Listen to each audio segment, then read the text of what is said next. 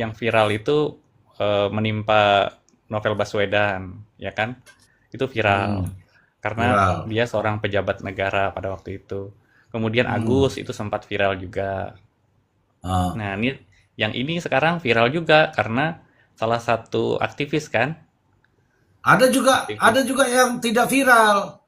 Iya banyak, banyak yang tidak viral. Itu yang istrinya tidak mau melayani suaminya, terus disiram air Betul, keras juga ada.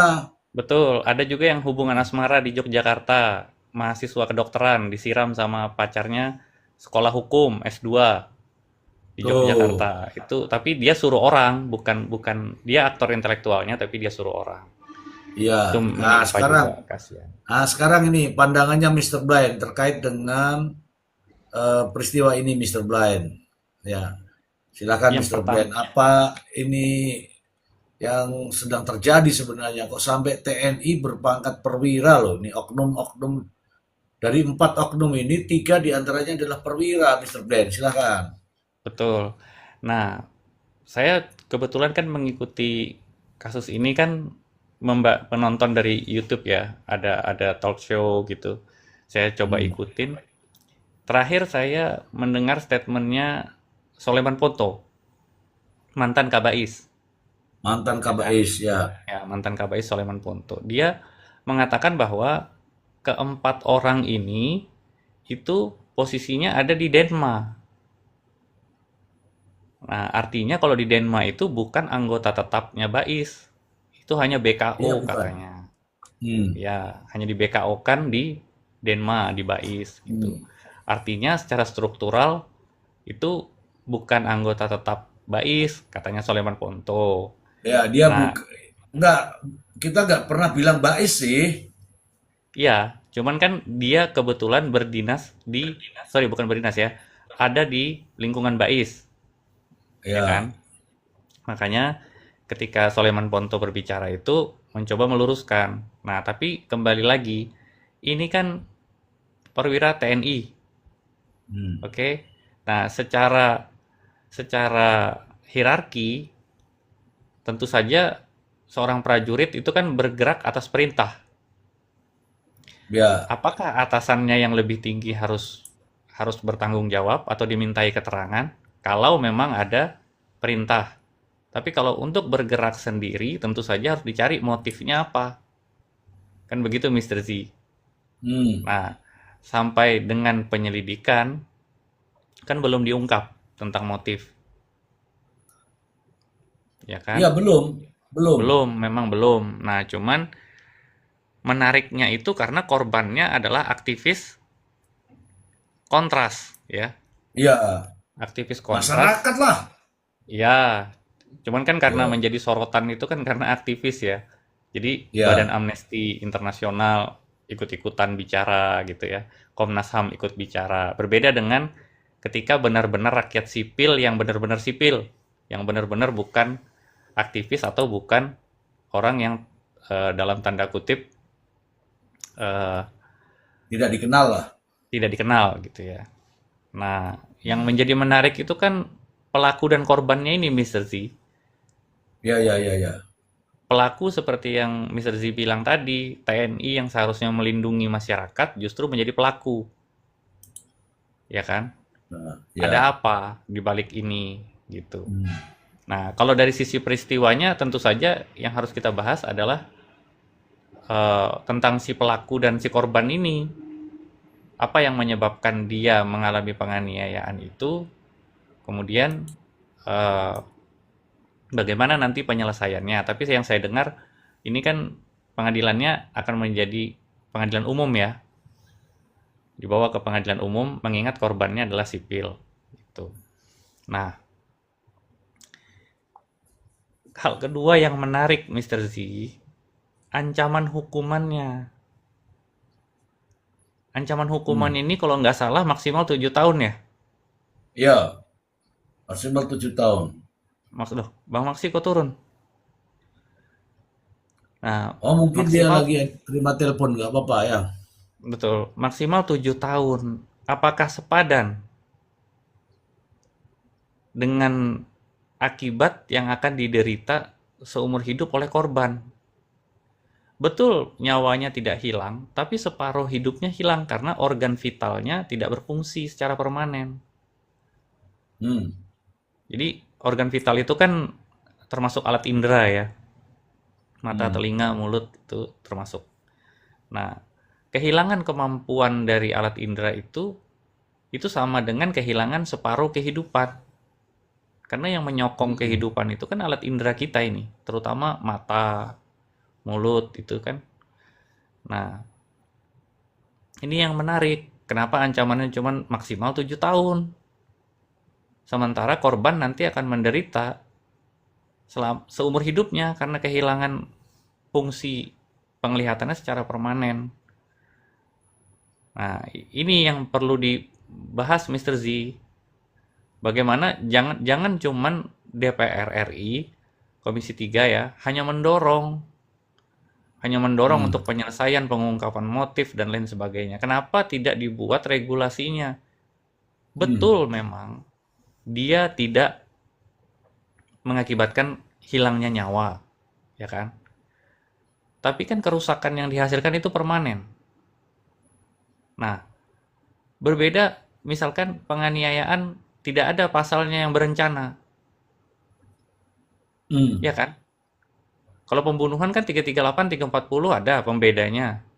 Hmm. Nah, bagaimana dengan penganiayaan yang direncanakan? Lalu kenapa tidak dilihat dari efeknya? Itu mungkin Mr. Z untuk di awal ya diskusi kita.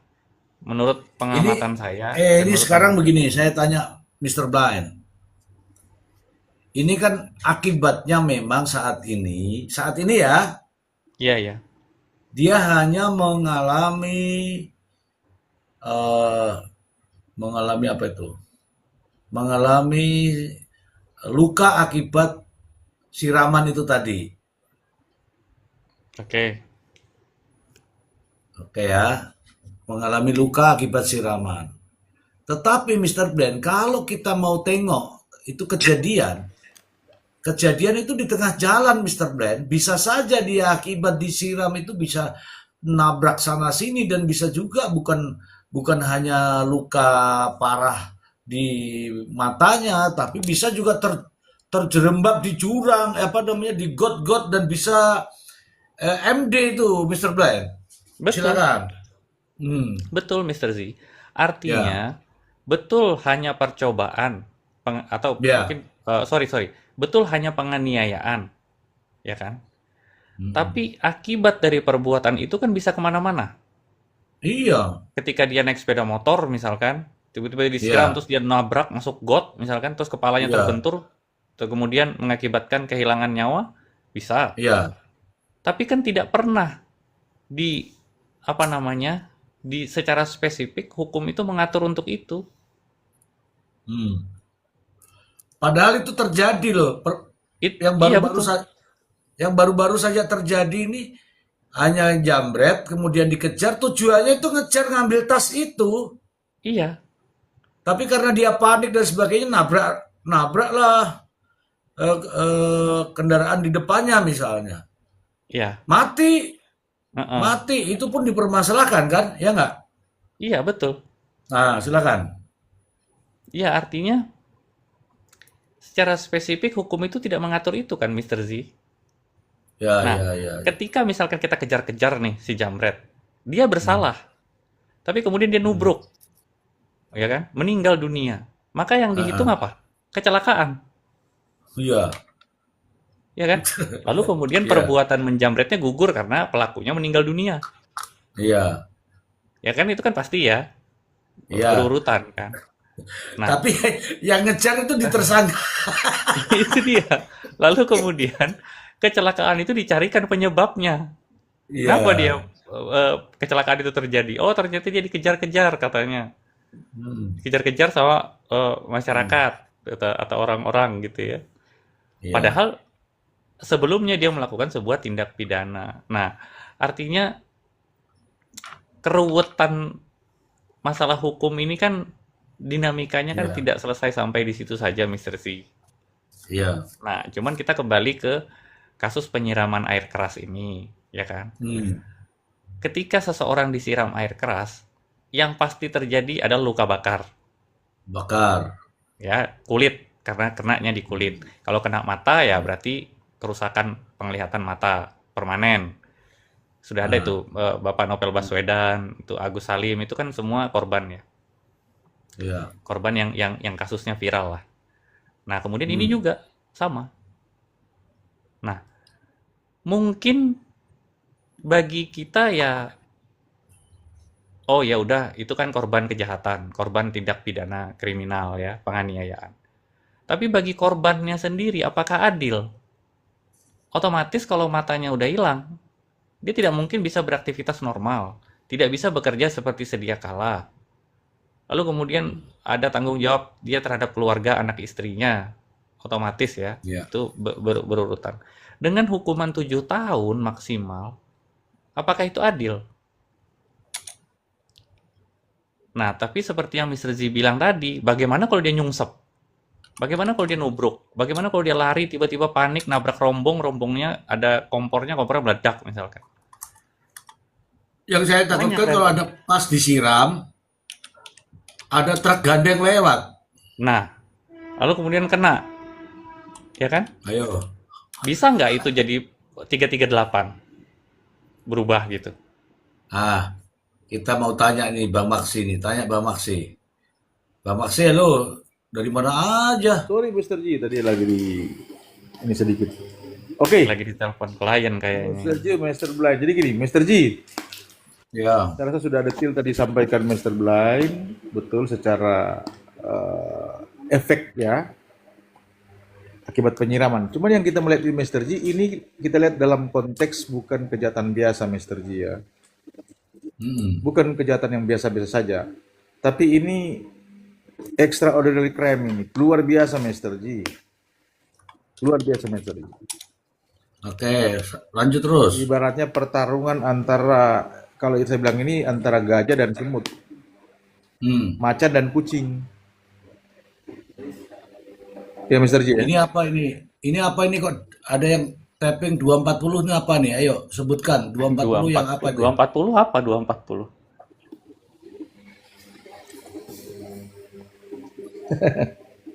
340 mungkin maksudnya.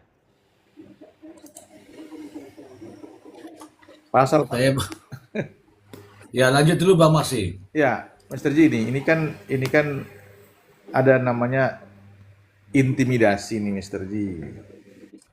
Ya, oke. Bukan sekedar intervensi saja. Intimidasi Ya, oke. kecuali Oke. kecuali Maksudnya nih ini si si anak ini diintimidasi gitu ya. ini ada satu message nih, pesan buat kepada yang bersuara lantang.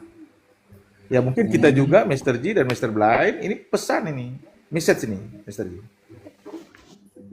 Kan begitu Mr. G. Jadi biar orang apa ya, dibungkam Mr. G. Ini udah lebih lebih dalam ya Mr. G ya. Karena Politis lah. karena begini Mr. G. Karena begini. Kalau persoalannya biasa-biasa saja, tentunya persoalan pribadi si korban dengan oknum. Kalau biasa-biasa, kemudian terjadi penganiayaan. Oke, Mr. G ya. Ya. Ini bukan persoalan pribadi Mr. G, masalahnya. Hmm. Dia Hmm. dia mewakili seorang aktivis mewakili masyarakat kecil Mr. G. Itu masalahnya. Jadi dia mau luka kecil atau luka besar, konteksnya adalah intimidasi tadi Mr. G. Iya. Ini Ya. Mr. G yang kita harapkan antara TNI dan Polri kerjasama yang bagus, cepat mereka mengungkap, tetapi kembali ke motif dan dalangnya siapa. Iya. Kan hal yang tidak mungkin mereka inisiatif sendiri. Hmm. Iya kan Mister, ini masih asumsi ya. Berarti ada orang di belakang mereka Mister. Kalau persoalan pribadi tentunya bisa inisiatif Mister Ji. Ada banyak kan? Oke. Antara orang sipil, masyarakat dengan oknum. Itu pribadi. Ya. Antara mungkin ada masing-masing backing lah. Misalkan dia backing kepada perusahaan swasta A, kepada, ya kan? Tapi Oke. ini bukan Mr. G. Berbeda konteksnya. Demikian. Terima kasih. Oke, saya mau bilang begini, Bang Maksi. Oke, tadi ada intimidasi. Ini loh, pasalnya lo pasal opo, ngono loh maksudnya. Mau pasal penganiayaan, mau pasal pengeroyokan, atau intimidasi. Intimidasi kini di, ngono loh. Pasalnya ning di intimidasi. Iya, mungkin gini Di Mr. Z. situ kita bicara hukumnya. Ya silakan, Mr. Blind. Mungkin maksudnya apa namanya, Bang Maksi itu peristiwa ini didasari ya, atau mau kita ambil secara garis besarnya adalah salah satu bentuk intimidasi, ya kan? Salah satu bentuk intimidasi, perbuatannya adalah penganiayaan, kan gitu kan? Nah, ketika misalkan seseorang ini kalau apa namanya, konflik pribadi, misalkan rebutan cewek, misalkan rebutan pacar atau apa, senggol-senggolan di jalan, misalkan gitu kan, artinya tidak terlalu apa namanya, tidak terlalu besar peristiwa ini. Tapi ketika melihat dari Dampaknya. sosok pelakunya, ya kan, kemudian korbannya, yang disinyalir ya, ini disinyalir, korban ini sering vokal dalam mengkritisi TNI. ya perubahan undang-undang Silakan TNI. lah. Sering vokal dan mengkritisi itu. Nah, lalu kemudian kebetulan pelakunya juga dari institusi yang sering dia kritisi. Kan Ya. begitu, Mr. Z. Nah, jadi kalau untuk konflik pribadi rasanya kecil kemungkinannya. Nah, lalu kemudian kita melihat peristiwanya.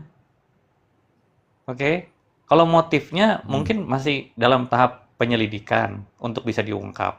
Tapi melihat dari kronologis peristiwanya atau timelinenya, melihat dari sisi pelaku maupun korban, ada keterkaitan aktivitas korban dengan institusi pelaku itu bersinggungan. Nah, itu kalau dilihat dari sisi yang lain ya. Tapi kalau dari sisi hukumnya, jelas perbuatan itu adalah sebuah bentuk penganiayaan. Oke? Penganiayaankah atau pengeroyokankah? Tapi lebih tepat ke penganiayaan. Ya kan? Karena pelaku utamanya kan yang menyiram, yang membonceng itu hanya turut serta kan. Nah, yang sisanya yang monitoring atau yang apa namanya, tukang surveyornya itu yang berdua lagi sisanya itu turut serta juga, tapi eksekutornya satu orang. Nah, kalau ini penganiayaan, ya kan, ancaman hukumannya kan maksimal 7 tahun. Yang disangkakan pasalnya. Ada yang 4, ada yang 7. 2 pasal itu saya lupa pasal berapanya itu. Nah, yang miris itu adalah tadi seperti yang Mr. Z sampaikan. Dan anggota DPR RI Komisi 3 juga mengatakan bahwa ini seperti upaya pembunuhan berencana. Jadi 340 mau disangkakan.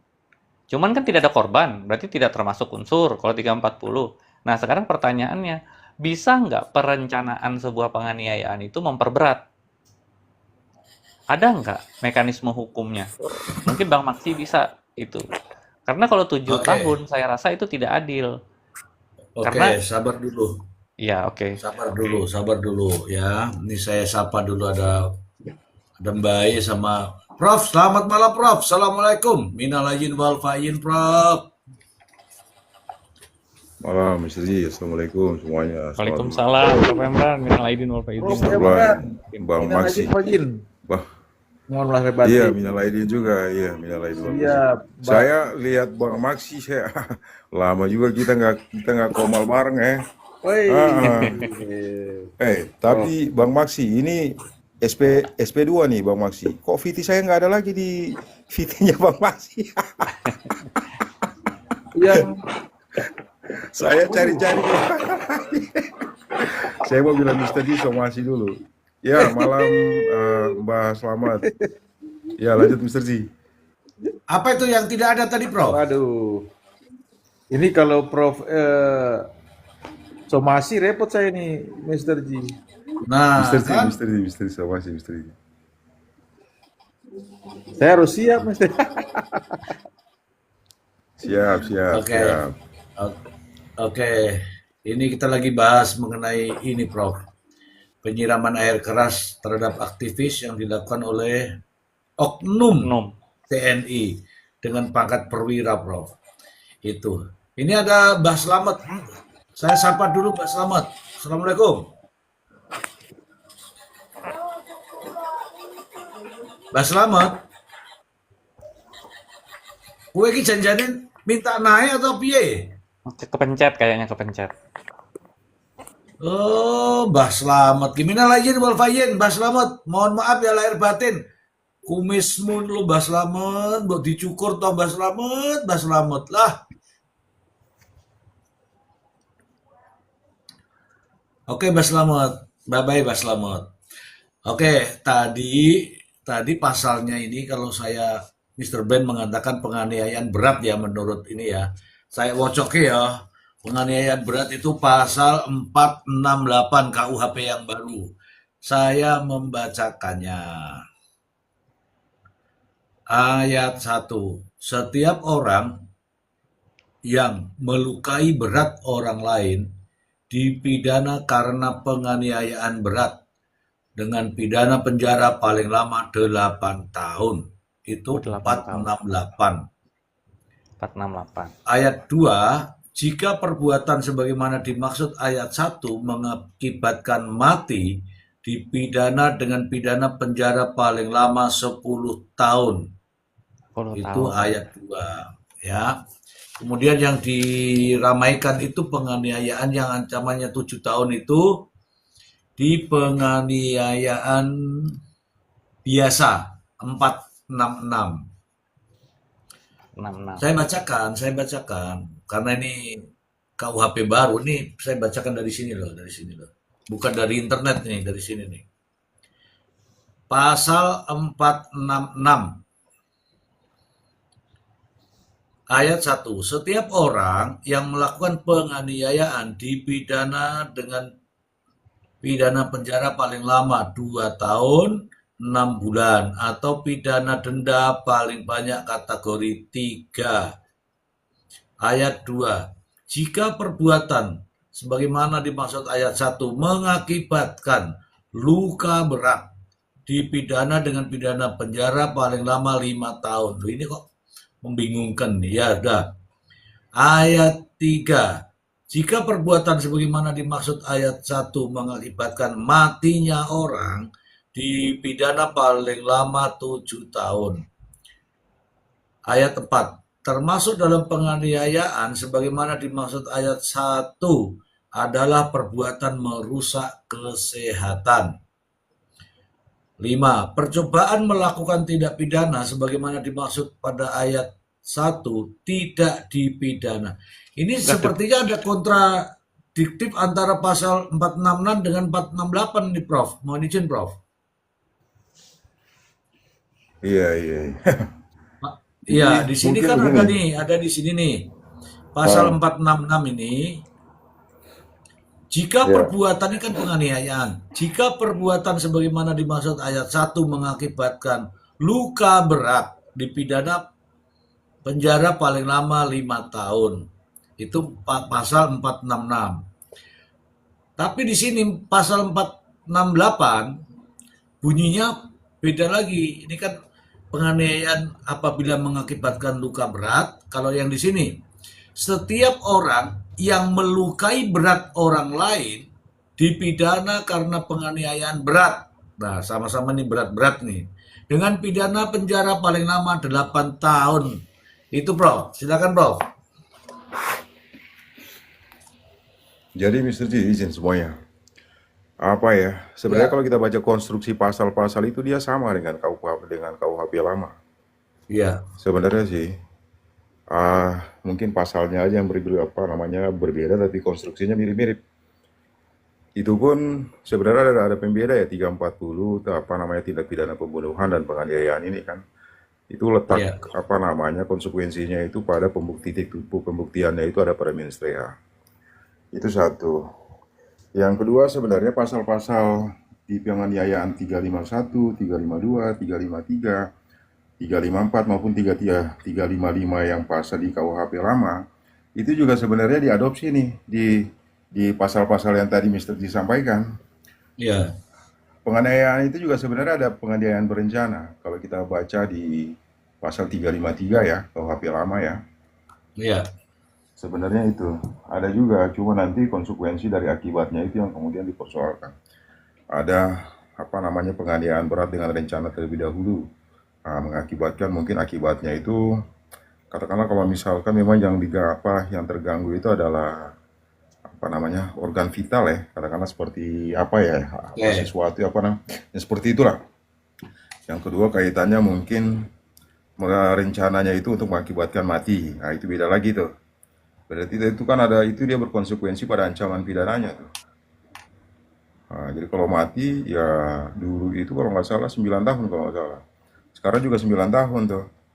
Lalu kalau misalkan dia berencana aja, lalu akibatnya itu berat. Luka berat berarti itu pendekatannya itu pendekatan di medis lagi dia kan. Visum et Ya, repertum.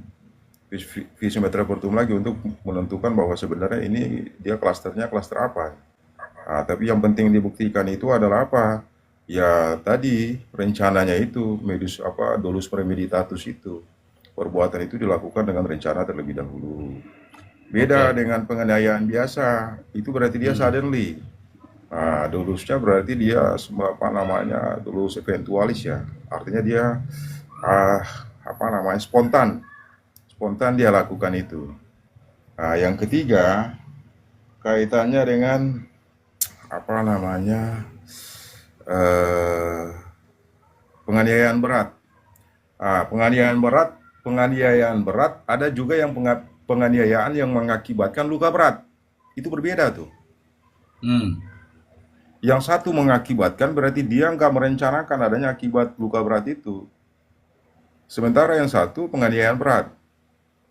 Berarti memang mens rea-nya ditujukan pada luka berat itu sendiri. Contoh kayak dalam pasal ini ya, penganiayaan yang mengakibatkan mati. Matinya itu nggak ditarget. Yang ditarget itu hanya apa? Menganiaya. Hmm. Jadi mens rea-nya itu diarahkan pada penganiayaannya, bukan pada matinya orang lain. Kalau Hmm. misalkan pada matinya orang lain, berarti kan dia masuknya itu 345 pembunuhan Hmm. ya. Deliknya delik pembunuhan. Mungkin di KUHP lama itu 338 dan 340 lah ya. Jadi nanti titik tumpu pembuktiannya itu ada pada mens rea. Sebenarnya, kalau ini kan sebenarnya penganiayaan dengan direncanakan terlebih dahulu. Kelihatannya Oke. begitu. Karena sudah ada persiapan, sudah ada perbuatan persiapan, Ya, ada persiapannya, ada beli ada beli air. Hmm. ada perbuatan pendahuluan. Itu semua kemudian nanti kan dikonstruksi menjadi ini merupakan rangkaian dari adanya rencana. Itu sih. Yang kedua kaitannya dengan tadi diskusi juga 170 ya. Jadi kalau 170 itu sebenarnya kalau kita misteri mungkin bisa baca nanti pasalnya itu 170 izin. Ya, ya Bro, bisa. Oke, saya tadi sambung ke perencanaan penganiayaan dulu ya, Prof. Siap, Pasal 467 ayat 1. Setiap orang yang melakukan penganiayaan dengan rencana lebih dahulu dipidana penjara paling lama 4 tahun. Ayat 2, jika perbuatan sebagaimana dimaksud ayat 1 mengakibatkan luka berat, dipidana dengan pidana penjara paling lama 7 tahun. Ayat 3. Jika perbuatan sebagaimana dimaksud ayat 1 mengakibatkan matinya orang, dipidana dengan pidana penjara 9 tahun. Oke, itu yang merencanakan penganiayaan. 467 ya Mr. Z? Ya, 467.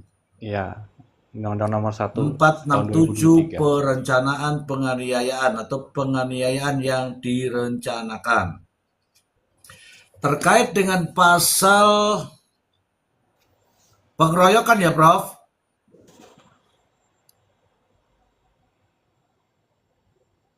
Buka di yang 170 yang tadi sebelum saya lagi di bawah saya dengar tuh apa namanya? Iya, Kuhap, 170 kuhap, kan? kuhap. Yang kuhap. Oh, Kaitannya 170 dengan KUHP. peradilannya. Ya. Oh, yang tadi. Kompetensi absolutnya. Ya kalau tadi kalau nggak salah ini ya koneksitas ya. Ya, koneksitas. Pasal KUHP Kuhap, Mr. Kuhap. pasal 170 KUHP ayat 1.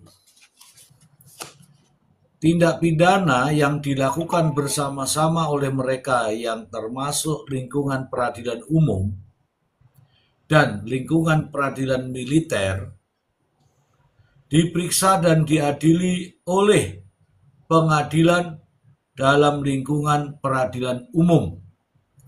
Pasal 170 ayat 1. Ayat 2. Dalam hal tindak pidana sebagaimana dimaksud ayat 1, terdapat titik berat kerugian terletak pada kepentingan militer, perkara tersebut harus diperiksa dan diadili oleh pengadilan dalam lingkungan peradilan militer. Ayat 3. Penyidikan perkara pidana sebagaimana dimaksud ayat 1 dilakukan bersama-sama penyidik dan polisi militer, Tentara Nasional Indonesia di bawah koordinasi penuntut umum dan auditor militer. Ayat 4.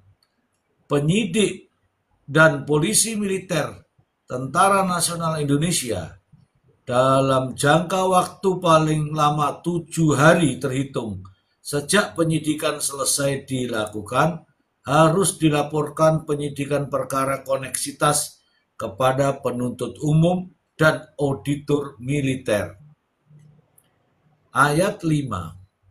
Penyidikan sebagaimana dimaksud pada ayat 3 dilakukan menurut hukum yang berlaku untuk penyidikan perkara tindak pidana. Silakan, Prof. Ya. Jadi kalau kita baca rumusan pasal 170 itu kan ada frasa mereka di situ. Mereka ini berarti subjek itu merupakan subjek deliknya, Mr. T. Para Ya, pelaku. Para pelaku. oke. Jadi para pelaku itu ada yang masuk ke dalam peradilan umum karena dia adalah masyarakat sipil, sementara sebagian lagi itu masuk ke dalam peradilan Militer. militer. Ah, Berarti mereka ini pelakunya nih, mereka itu pelakunya, bukan korbannya ya? bukan korbannya ya, karena di situ Oke, kan oke. rumusan normanya itu ditujukan kepada subjeknya, para pelaku. Ya, Jadi kan di situ nanti akan dijuntokan dengan pasal 20 kalau nggak salah, pasal 20 KUHP ya, kaitannya dengan penyertaan. Jadi kalau dalam kondisi seperti itu, syarat itu mereka itu tuh sebenarnya tuh unsur syarat itu, Mr. Z.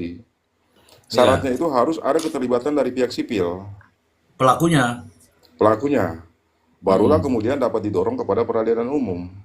hmm, Karena dua-duanya kan di bawah Mahkamah Agung nih. Dia berbeda dengan kasus case yang terjadi, katakanlah kalau misalkan delik yang tindak pidana yang dilakukan dengan jabatan sifatnya lex spesialis. hmm. Itu dia baik dari sisi eh, Kalau tipikor lah, kita anggap tipikor lah ya, tipikor. Tipikor berarti kan ada tindak pidananya, ada undang-undang tipikornya, ada undang-undang KPK-nya.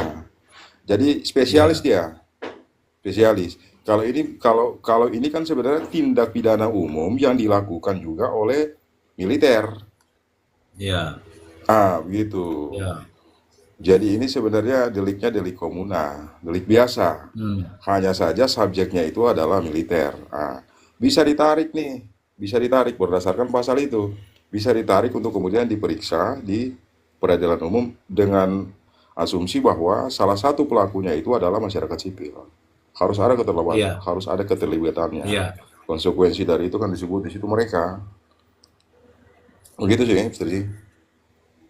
iya, iya. Hanya kita belum tahu nih Prof, perkembangannya seperti apa. Apakah ada memang eh, yang dikatakan mereka tadi itu dari sipil, kita belum tahu Prof. Jadi yang rame ini sekarang adalah keempat pelaku ini adalah TNI gitu Prof, oknum TNI. Eh, satu bintara dan tiga perwira. Belum disebutkan itu Prof, yang sipil ada nggak gitu Prof? Tapi mohon izin Prof. Emran, apakah tadi itu frasa mereka itu bukan merujuk ke subjek hukumnya, Prof? Jadi bisa pelaku, bisa korban. Mereka yang dimaksud itu, frasa mereka itu bisa merujuk pada subjek hukumnya. Bisa pelaku, bisa korban. Apa bukan begitu, Prof? Mohon izin, Prof. Kalau di situ kan rumusan pasal itu kan tuh begini. Kalau dalam rumusan pasal itu tuh ada tiga. Subjeknya berarti pelaku. Yang kedua itu kaitannya dengan unsur subjektif, mens rea-nya. Yang keempat unsur objektif, perbuatannya. Dalam rumusan tindak pidana tuh begitu tuh. Berarti pertama Berarti harus pelaku merujuk dulu. pada pelaku, Prof ya? Pelaku. Berarti mereka yang Oke. dimaksud di situ adalah subjek deliknya, para pelakunya. Ya, tapi logikanya memang begitu. Kalau seorang tentara mencuri di rumahnya orang sipil ya karena dia karena dianya itu menstreanya itu Pelakunya, ngapain ya. kamu mencuri Pelakunya dia tentang tetap ke pengadilan militer. pidana militer kecuali Oke. nanti kalau ada pelaku yang sipil. Nah, itu aturan itu tadi bisa Maka ke sana berlaku bisa ke sini. konektivitas ya. Ya, kalau hanya militer ya tetap KUHPM, Ya, dulu KUHPM. itu, Ya, kalau sebelumnya itu kan sebenarnya di split juga. Yang militer dibawa ke peradilan militer, yang sipil Sipil dibawa dibawa ke ke peradilan sipil. umum, Ya. dibawa ke sipil. Ah, itu misalnya yang saya cerita yang apa namanya pernah lah kita coba lakukan kasasi ya, ya, PK sebenarnya. Jadi di split juga ada beberapa hmm. orang itu sipil itu diajukan PK juga, cuman kamarnya itu umum. Sementara kalau misalkan yang Ada Bu Elsa militer, Sarip. Bu Elsa Sarip di sini dulu naik. Bu Elsa Sarip. Naik, Prof. Halo Join. Bu Elsa.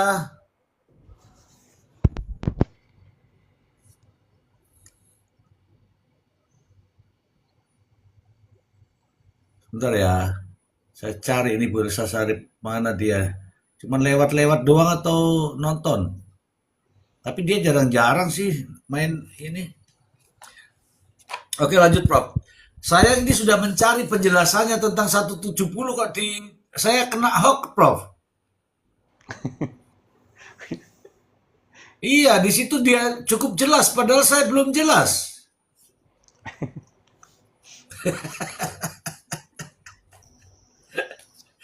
Ini nih, ini ini KUHP-nya ini saya cari-cari penjelasannya kok di situ tulisannya cukup jelas katanya. Padahal kita belum jelas. Padahal belum jelas ini makanya dia hoax. Tapi tadi menarik, Prof. 467 yang dibacakan oleh Mr. Z. eh, Penganiayaan dengan rencana ya. Penganiayaan berencana. Artinya kan kalau dilihat dengan peristiwanya, apa namanya, kasus ini, memang ada perbuatan awalnya untuk menyiapkan, kemudian mengintai dan lain sebagainya kan. Karena logikanya tidak mungkin orang kemana-mana bawa air keras kan. Berbeda dengan senjata tajam, bisa spontanitas karena apa namanya, senjata tajam masih bisa dibawa, ya kan? Ah, atau senjata api misalkan melekat pada pemiliknya. Nah, tapi kalau yang seperti ini, tadi kan disebutkan mengakibatkan luka berat, ya kan? Mengakibatkan luka berat. Tadi Prof. Emran bilang bahwa itu kembali lagi nanti visum et repertum yang ini kan, yang apa namanya, yang menentukan. Nah, artinya medis ya, keterangan medis itu nanti menentukan Oke, apakah Sheila. dia luka berat atau tidak. Nah, tapi kalau misalkan, Prof, ini mengakibatkan kecacatan permanen, misalkan, Prof, lukanya tidak berat, tapi efeknya kayak contoh gini, Prof, eh, Novel Baswedan, itu kan di sekujur tubuh tidak ada luka bakar serius kan? Cuman matanya kalau nggak salah yang sebelah kiri apa kanan ya, itu kan kerusakannya permanen. Itu, itu bukan luka berat tuh, berat sebelah. Iya, artinya pada waktu itu dia disiram hanya menggunakan apa namanya, eh, gelas air mineral itu, karena sedikit kan. Nah, itu hukumannya juga kan tidak tidak ini, Prof, tidak berat pada waktu itu. Nah, sementara si korban ini kan mengalami kecacatan permanen, kehilangan penglihatannya permanen, ya, tidak bisa disembuhkan kalau air keras. Nah, itu cuman 7 tahun kalau 467 tadi, dengan definisi luka berat yang dimaksud, ya luka berat berarti kalau keterangan medis itu misalkan luka menganga, eh, tapi kan tidak pernah disebutkan dampak dari luka berat itunya kan, Prof. Mohon penjelasannya, Prof. Iya, itu ada Bang Maksi. Ada Bang Maksi. Bang Maksi, izin saya jawab dulu ya. Ini sebenarnya Siap. sih kita sama-sama aja nih, sama Mr. Blind juga sama. Mr. Blind mana tangga teleponnya. Jadi memang Oke. Mr. G, satu sebenarnya begini, bahwa penganiayaan ini bab yang kalau misalkan kita kurang-kurang bisa pahami penganiayaan itu kita bisa tersesat. Hmm. Karena konstruksinya begitu rumit. Seolah-olah itu sama semua, tapi sebenarnya Hmm. ada pembedanya.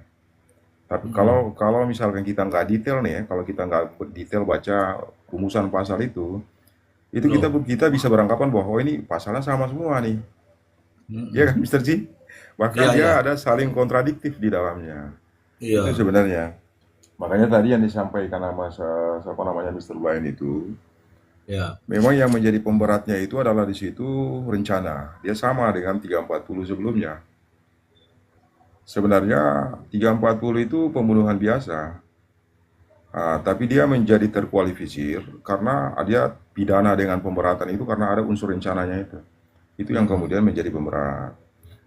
Berbeda dengan katakanlah kalau misalkan pembunuhannya itu tiba-tiba biasa aja ya. Ah, Hmm. itu berarti orang nggak berencana ketemu lalu ada selek, tiba-tiba muncullah itu niat untuk membunuh. Ada Biasa. lagi pembunuhan yang kemudian diikuti didahului kan. Jadi ada pembunuhan nih. Niatnya sih bukan membunuh tadinya, Mr. Ji. Niatnya mencuri ya. Niatnya Hmm. mencuri. Tapi karena artinya dia punya kepentingan untuk meloloskan diri, konsekuensinya ada orang yang harus dibunuh sama dia. Ah, Akhirnya dibunuh lah tuh. Itu mungkin kategori sedangnya.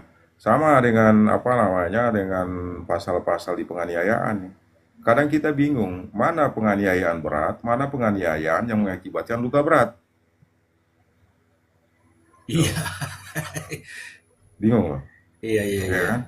Mana Iya. penganiayaan berat, mana penganiayaan yang mengakibatkan luka berat. Itu orang suka Hmm. bingung tuh. Seolah-olah bahwa Iya, rumusan betul. pasal itu sama. Hmm. Padahal kan tadi kita bilang nih, kalau misalkan penganiayaan yang mengakibatkan mati, berarti matinya itu nggak ditarget tuh. Dia nggak pernah menargetkan bahwa artinya menstruanya itu tidak ditujukan pada hilangnya nyawa orang lain. Iya. Nah, Ininya hanya melukai. penganiayaan. hanya melukai. Tapi kok malah ada orang mati. Itu sama Ya. dengan itu. Contohnya Makanya nampar, dia terpelanting, kepalanya kebentur tembok, mati. mati. Padahal itu sebenarnya tamparannya itu ringan, tapi karena terpelanting tadi, akibatnya itu. jadi yang berat. Itu akibatnya. Tapi Ya. mens reanya sih artinya niatnya tuh bukan untuk pukul berat ya, atau mungkin penganiayaan Iya. berat sih enggak lah. Hmm. Itu sebenarnya. Jadi memang di sini mainannya itu sebenarnya kalau misalnya kalau harus dibentur-benturkan logikanya itu ada pada mens reanya. Kira-kira dia ini niatnya untuk benar-benar pengen menghilangkan nyawa orang apa enggak, itu pertama. Yang kedua, kira-kira ini memang niatnya itu untuk melukai berat apa enggak? Nah, itu. Nah, tapi kalau dalam case ini kan jelas, sangat jelas. Artinya pasalnya itu Iya. benar-benar jelas lah. Iya. Kelihatan banget Ini kan? kalau saya Prof ya, mohon Ya. maaf Prof. Dari rencananya udah berat itu Prof.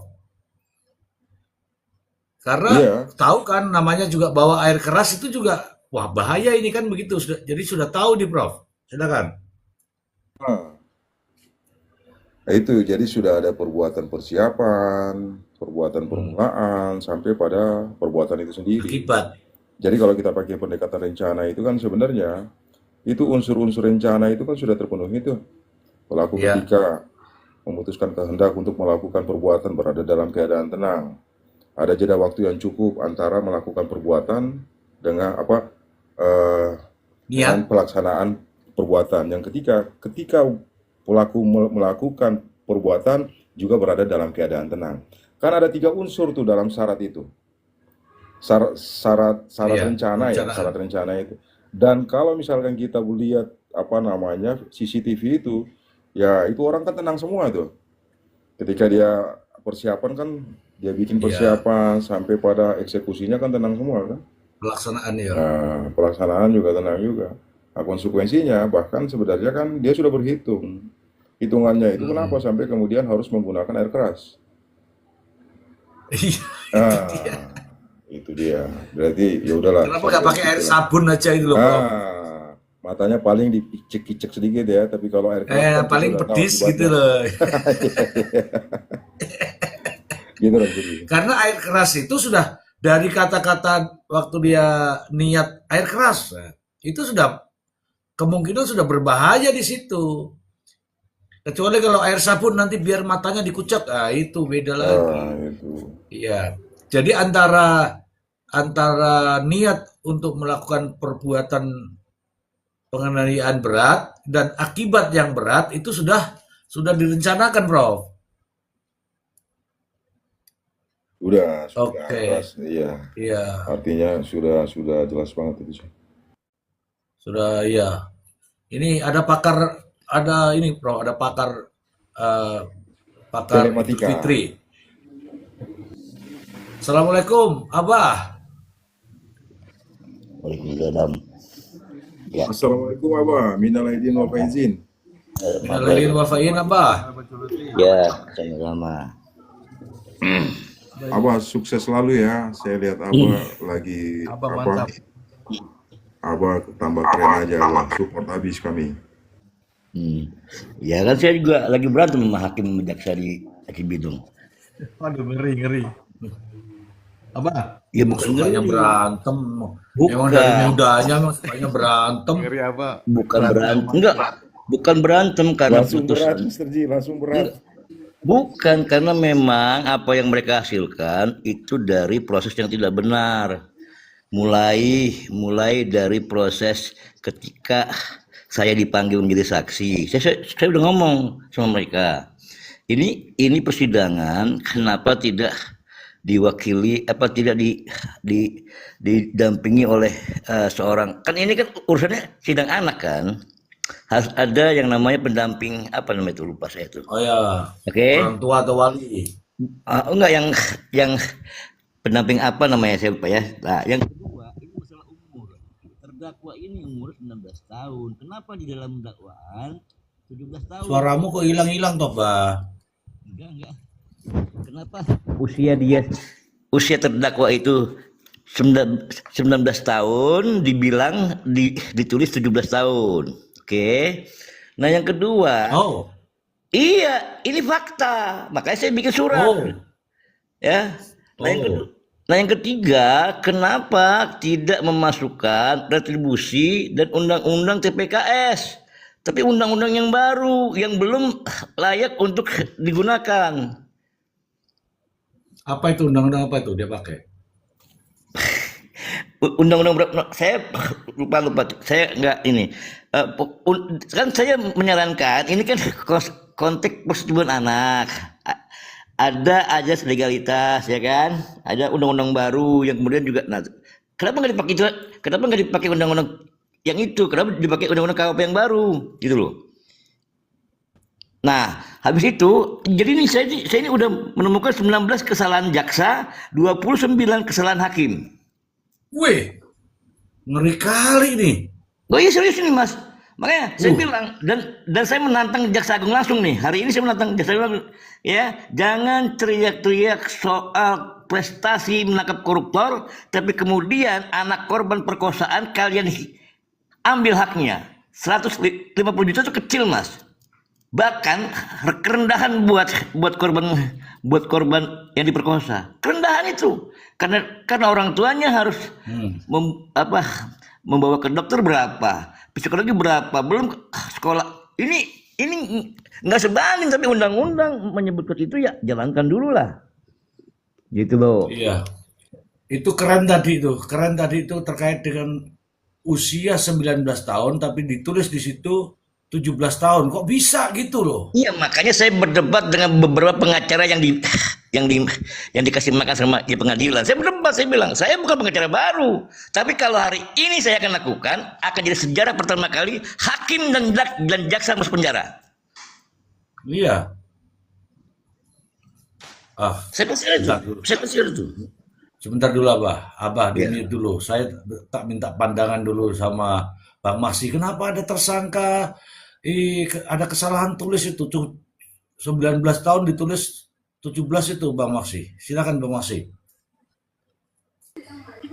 Oke, Mr. Ji, izin Prof dan Bang Abah. Nah, saya mau coba yang tadi dulu, Mr. Ji, biar clear tadi yang terkait pasal lama tadi 351, 352, kemudian menjadi 466, Mr. Ji. Ya. Jadi kan pasal lama kan 351, 352 itu. Kemudian sekarang dia menjadi bergabung menjadi 466. Penganiayaan biasa, tidak berencana. Tadi yang sudah disampaikan Prof cukup detail. Jadi kalau tadinya 351, 352, dia menjadi 466, Mr. Ji. Kemudian yang 353 yang ada rencananya. Terlebih dahulu dengan rencana, dia sudah masuk di 467. Jadi masuk di situ. Oke. Menarik juga tadi yang ditanya si Mr. Blind tadi kan, ini seperti apa? Betul. Seperti apa sih ringan sama beratnya kan? Nah, makanya kalau yang lama diatur 351 dan 352. Penganiayaan biasa tanpa rencana. Ketika masuk di 467 sudah ada dengan rencana. Makanya di pasal 1 Mr. Ji cuma 4 tahun karena itu berarti ringan. Coba kita lihat Mr. Ji lagi. 467 ayat 1. Kan beda dengan ayat 2 kan? Ayat 2 Iya. 7 tahun, ayat 1 4 tahun. Ayat 1 4 tahun, ayat 2 7 tahun, kalau meninggal dunia 9 tahun. Kita masuk di 7. Di 7 berarti kan di situ ada mengakibatkan luka berat. Nah, ini masuk ke Yunus ini. Ya. Mr. Ji, ya toh? Jadi dia masuk di poin di ayat 2. Jadi memang buat yang di bawah juga ini. Jadi 351 dan 352 sudah bergabung dengan 466. Mr. Ji. Ya. 351 dan 352. Ini babnya adalah tindak pidana terhadap bab tindak pidana terhadap tubuh. Yes. Jadi digabung dulu Mr. Ji. Aku tertarik dengan Abah tadi itu loh. Abah itu yang terkait dengan usia. Jadi usia bagaimana berarti, Bang? Wah, Abah ini saya lihat berat juga nih penjelasannya nih, saya lihat nih. Karena sudah berapa Usianya tersangka tersangka itu sebenarnya 9 tahun, tapi Tersangka 9 tahun, Mbak. Terus menjadi 19. Enggak, tersangka itu usianya 19 tahun. Berarti kan di atas dia dapat dikategorikan dewasa Dewasa kan, lah. bukan lagi anak. Oh, Oke. Tapi di dalam persidangan hakim menyebutkan dan mengarahkan kepada usia 17 tahun. Dia beranggapan pelaku itu 17 tahun. Anak Dan juga. iya, makanya dia gunakan pasal hukum yang baru kan. Saya ini lagi buka-buka dulu. Nah, yang buat saya geli adalah hakim tidak memandang anak ini adalah residivis. Dia jadi sebelum persidangan dia sudah ditahan di Klaten atas perbuatan menjual uang palsu sebanyak 2,5 miliar. Dan pernah dipenjara dalam urusan yang sama. Oke?